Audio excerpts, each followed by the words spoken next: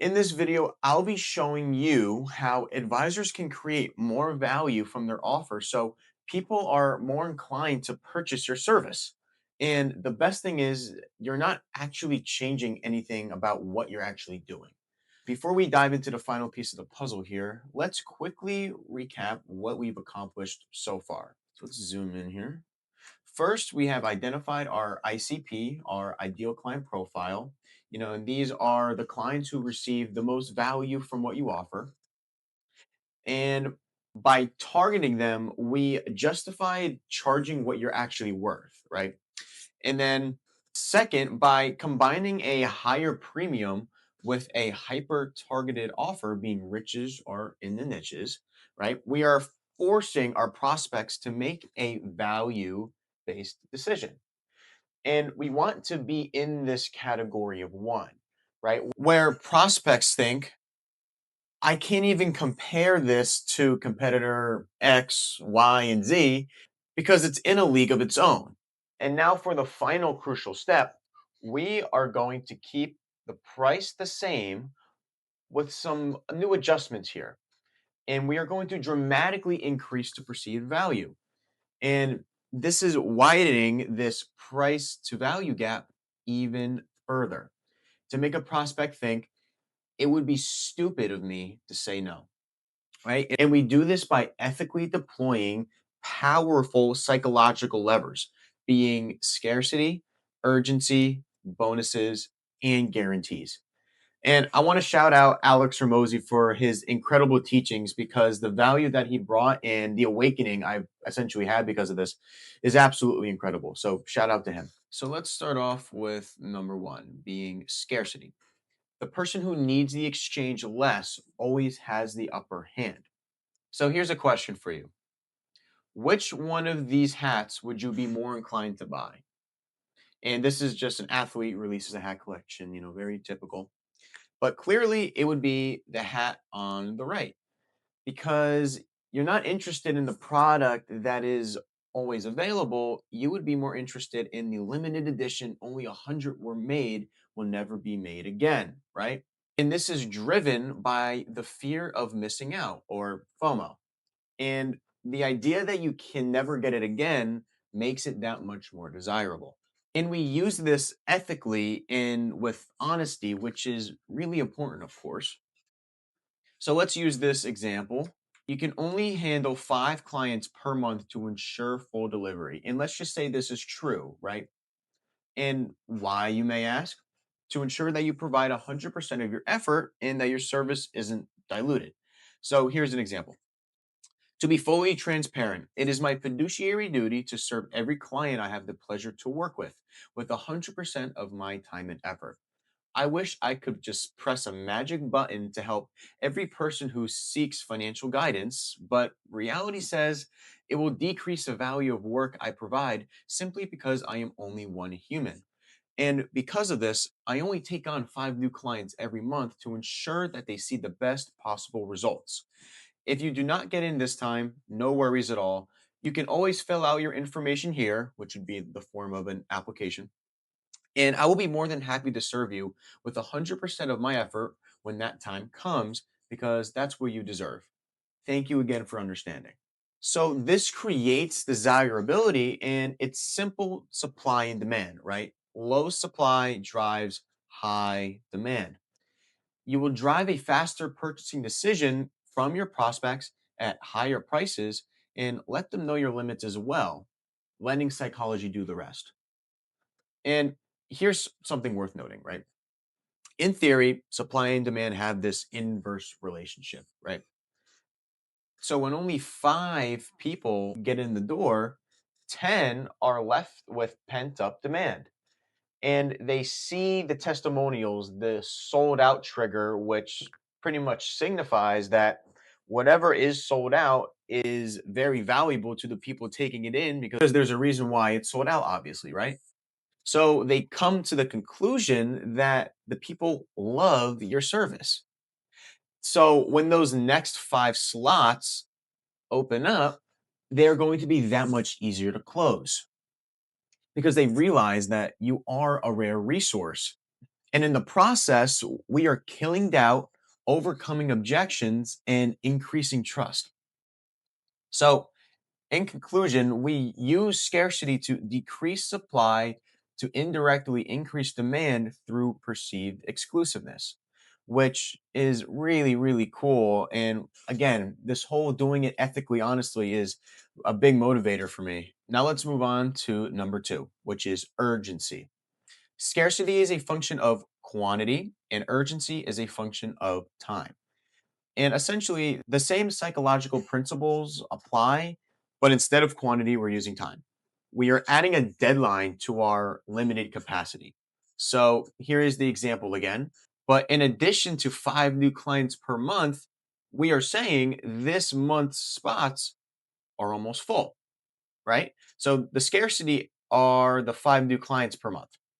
And the urgency is the fact that we are implying that they need to act soon or they're going to miss out this month. So you would say something along these lines. If you ask me, I believe I can really help you reach your goal. And pretty conveniently, you would be the last client I would accept this month to make sure everyone I have the pleasure of working with sees 100% of the results I provide.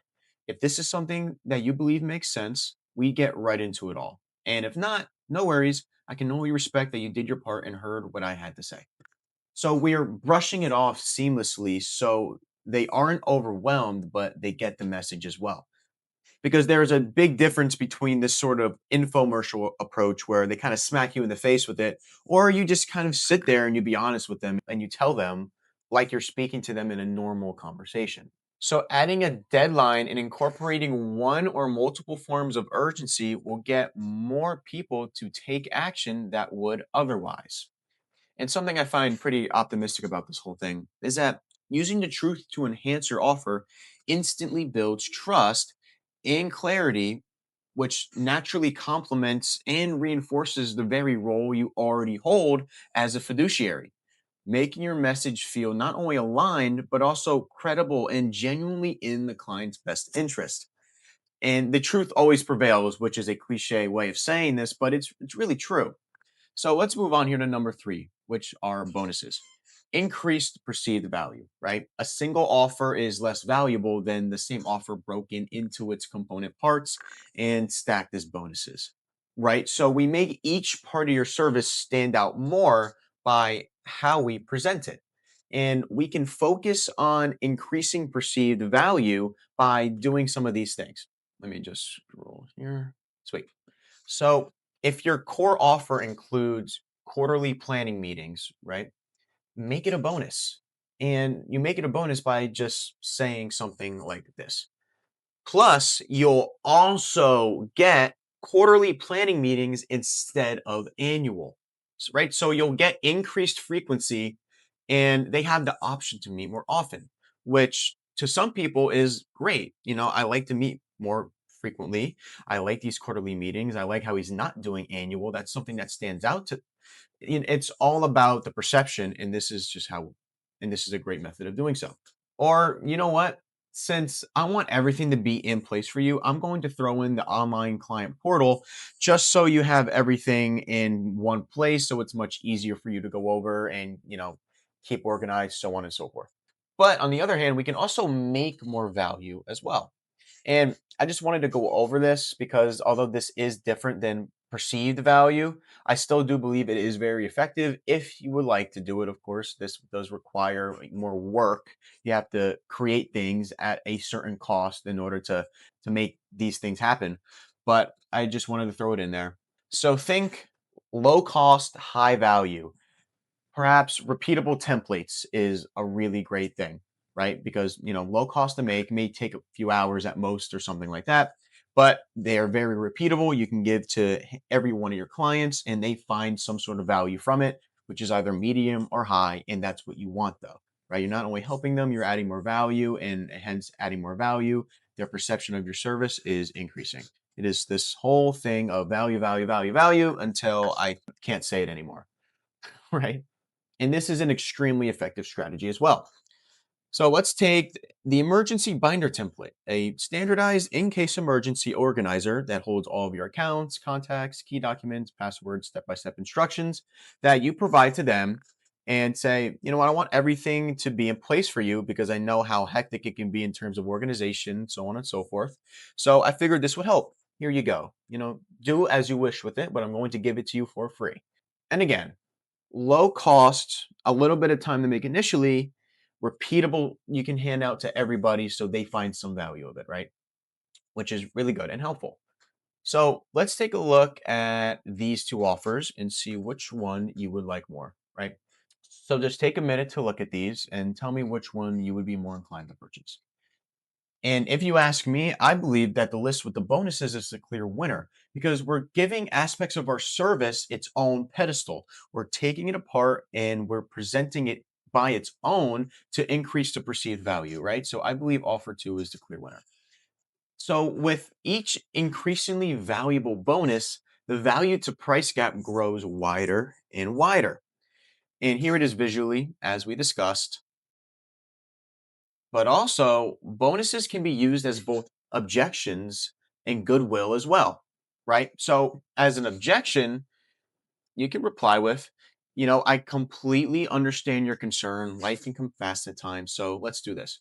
In the event that something major in your life does happen, I will make it a priority to schedule a meeting with you within 3 days of that event, no later. Fair enough? This matches their perceived obstacle and drops their guard from the risk that they thought they were taking on if they were to do business with you, right? So now that's off the window because you're taking something that you were already doing and you're shining light on it in a dire situation where that could be the solution to the problem. So you can also use this with goodwill, not to necessarily solve an issue that your client or your prospect may have, but just simply as a good gesture to reinforce their purchasing decision, right? So, as a thanks for you to coming on board, I'm happy to inform you that we do priority scheduling within 3 days, and this is very valuable. I didn't want to tell you prior because I didn't want it to influence your decision, but as a thanks, here you go. I really appreciate it, right? There's so many ways you can do this, and you can also do it with guarantees as well. So, lastly, we have guarantees or reduce risk, right? The single greatest objection for any product or service being sold is risk. So we want to replace risk with security. And here's how most guarantees go, right? They either reinforce that you'll be compensated if they don't meet their end of the deal, or they only earn compensation if they give you X result, right? But note that these traditional financial guarantees actually are not possible for us because of compliance regulations. Of course, we're not allowed to offer guarantees of this magnitude.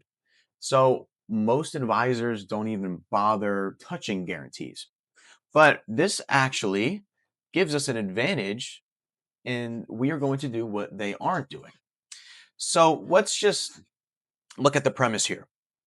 Both the SEC and FINRA prohibit guaranteeing future results or protection from loss, right? So think you can't give a guarantee to your client being if your stock portfolio goes, below 40%, then I will compensate by money or whatever it may be, right? You cannot do that. But instead of a financial consequence, we can create a trust consequence. And what I mean by that is we can create a service level guarantee. So reducing risk without tripping on compliance, right? So, like I said, we're going from the financial to the trust consequence. And this still reduces perceived risk from the prospect. So let's take this example, right? A therapist may offer a guarantee like this. My commitment to you is that I will respond to any message you have for me within 12 hours every single time, right? We can give this commitment a name, the 12-hour response commitment. And this provides value by providing emotional security and peace of mind so they know they will always have sound advice if needed because their fear was, will my therapist be there when I need them? So now let's apply this to you. My commitment to you is that I will respond to any message or email you have for me within 12 hours every time. The value is emotional security and peace of mind. And the fear is, will my advisor be there when I need them? Will they disappear when I need them? So here's another example. The 7-day onboarding completion standard. The client fear is this going to drag on forever? But the value is you shrink the time delay from I hired someone to my financial life is organized and we've had our first real review. So we're essentially guaranteeing either extra effort on our end, less effort on their end, and the same thing with time.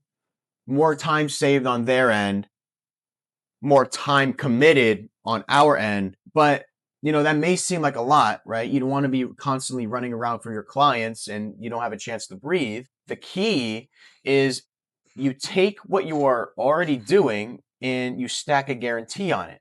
So let's just say the 12 hours was, too short of time, right? 12 hours, it may seem like a lot. You are very busy. You do have a lot of clients to handle, but you normally respond within 24 hours. Well, just make that commitment to them, right? We're just taking what we already do and we're presenting it in a way that reduces risk. And this increases perceived value. So we're not promising another life. We're taking what we already do and present it in a way that reduces risk. So here is the complete structure piece by piece. It's pretty neat, isn't it? But I actually wanted to throw in a bonus for you guys for, just simply thanking you for making it this far in the video because I really do appreciate it. See what I did there? Bonus? Adding a bonus? Huh? No? Okay. But here, driving is a whole lot easier when following the lines on the road. And I just thought of this as I was making this and I thought it was neat, so I kept it in there. But the concept is if you are aware of the actions that your successful clients took, simply use it to create a roadmap for your new clients. So here's the goal. What do my best clients do that my worst clients don't? So step one would be to find your best and your worst clients. And if you watched my previous video on ICP or how to work with your dream clients every time, you already have your best 5 to 10 clients, right? You already did that. This work is already done for you, right? And so through that exercise, you are identifying your top, your decent, and your worst clients. But if you haven't done that, you're going to simply grab your 5 to 10 best clients that you would happily clone and work with repeatedly all the time. You wish all of your clients were like these people.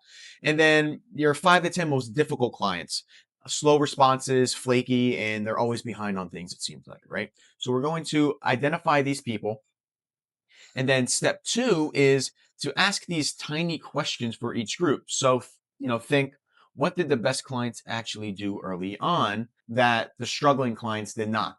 And what did the worst clients do or drag their feet on that the best clients didn't?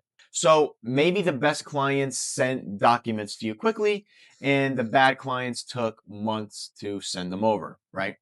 You will begin to see some patterns from this exercise. And what this leads to are those typically 5 to 6 things, could be more, could be less, being your client success behaviors, also called activation points. So think of every point that your successful clients took to get to the successful position that they are at by using your service, listening to your advice, so on and so forth. So we turn those steps into a client success roadmap. So think of a simple one-page document that you walk through in the first meeting, right? That's supposed to be check marks. But this gives you control over how well your clients can actually perform. So here's some sample language, right? My commitment to you is to help you reach your financial goals. I am confident that over time, we can reach these goals because I have helped other people in similar situations reach theirs. So here in front of you is a roadmap, but not just any other roadmap. This one lists the exact steps that previous clients took to succeed. And take it as you will, but the more you follow this, there will be a higher chance of you reaching your goals. So we are analyzing the patterns of success and we are applying them to our future clients to help them see success as well. So to wrap things up, let's review the maximum value offer we have now built. We have used scarcity, which is limited quantity. We've used urgency, which is limited time, bonuses, increasing perceived value, and guarantees being reducing risk and increasing trust. And of course, the bonus step is to take what successful clients already did and apply them to your new clients to help them succeed as well. So here, we're keeping the price the same, but we are increasing the value even further. To make a prospect think, it would be stupid of me to say no. That's supposed to say of, not for. Oops. So for most of this, we're just changing how it's presented. Same core offer, but we're changing the wrapping paper. So I hope you found value in these steps, and I really appreciate all of you for watching.